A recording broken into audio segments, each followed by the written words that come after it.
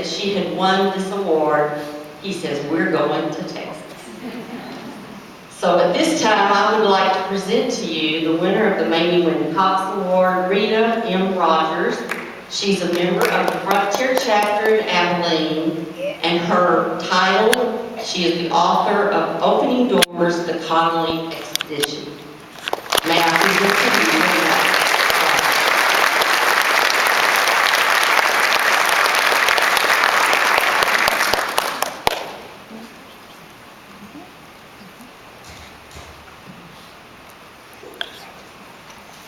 Good evening.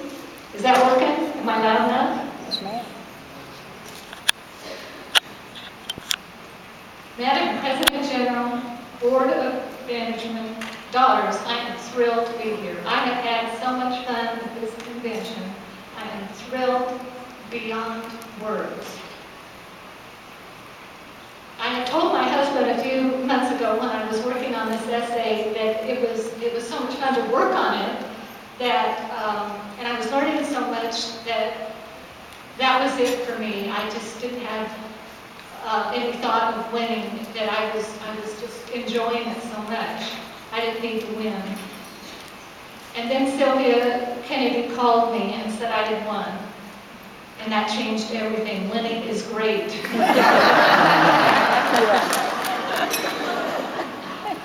Let me run through some thank yous, please. Besides the board here, I want to thank the Frontier Chapter. They assimilated me as a long-distance winner and drew me into them and made me one of their own, and I appreciated that. Roxanne and the group have been really great to me. Also, Melita Bell and the crew at the archives of the Big Bend. I spent many hours there. They were wonderful, and the material they showed me, wanted me to read, and they were very patient. I had an equally wonderful time with Patricia Hewitt at Fray Angelico Chavez Library in Santa Fe. Next thank you goes to Henry Connolly. He is the man of the hour. In 1839, he was living in Chihuahua, Mexico. He had given up a wonderful medical practice in Missouri.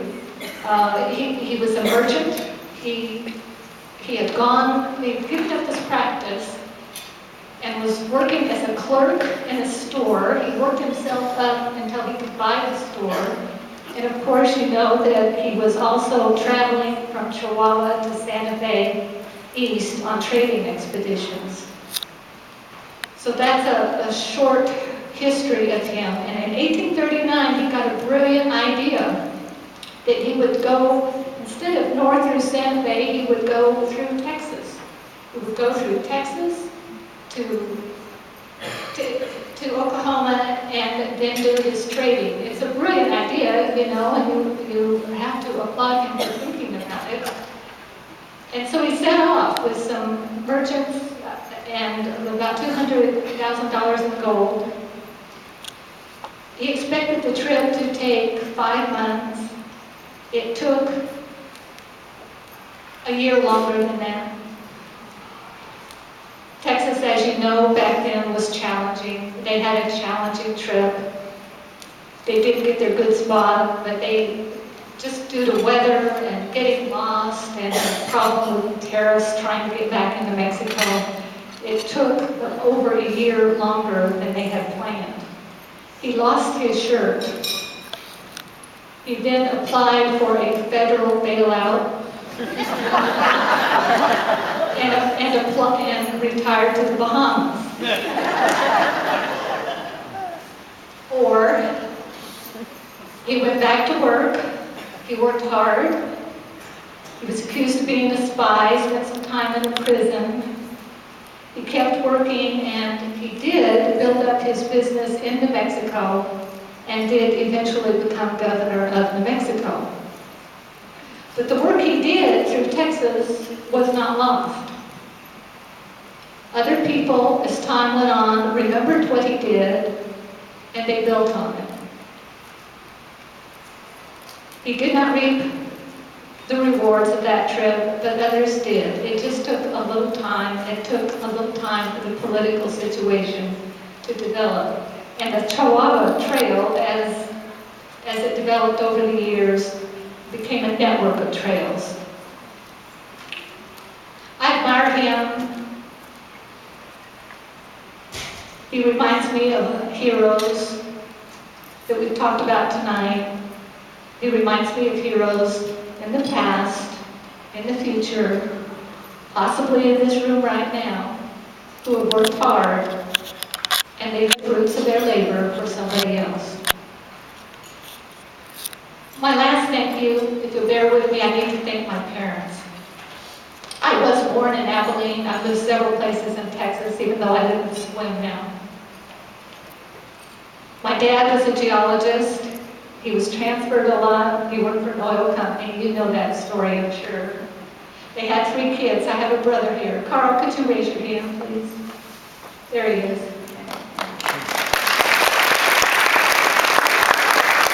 Now, what do you do with 3 kids and you're moving around a lot? And how do you instill in them that they are Texans so that they do not forget? What do you do? Well, one of the things, the main thing they did was they made sure that we got back to Texas often and visited our grandparents. And part of that scenario involved a ranch outside of Waco, Texas. And ranch life was what it was, and you know what I'm talking about. On this ranch during the 50s and the 60s, when I was growing up, there was no air conditioning to speak of, no television. I learned interesting things on that ranch. I learned how to use a cattle prod, ride a horse, cut cattle, shoot gun, and my grandmother bought me my first lipstick one glorious summer. It was wonderful. But what do you do with kids on a ranch like that in the evening? Some of you know where I'm going. The screened-in porch was on the east side of the house, and you sat there in the evening with your grandparents. You sat there with your elders, and you waited for the house to cool off so you could go to bed. There was no TV, there was no internet. It was you and your elders, and they told stories about Texas history. They told stories about our family and how they intertwined. Now, if you were to ask me back then what was my favorite part of doing all that, I'd say something like, well, shooting a gun, or riding a horse, or lipstick, or something like that. But now I'm much older. I have all this gray hair. And even though those were wonderful times, I want to tell you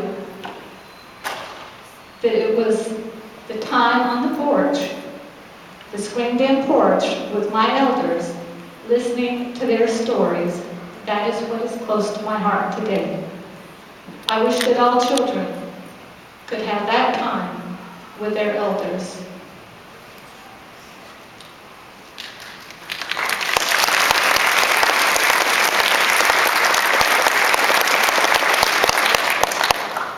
I do accept this award. I dedicate it to Henry Connolly and the quiet heroes of our past, the quiet heroes of our future, and the quiet heroes in this room right now. Thank you so much. God bless Texas.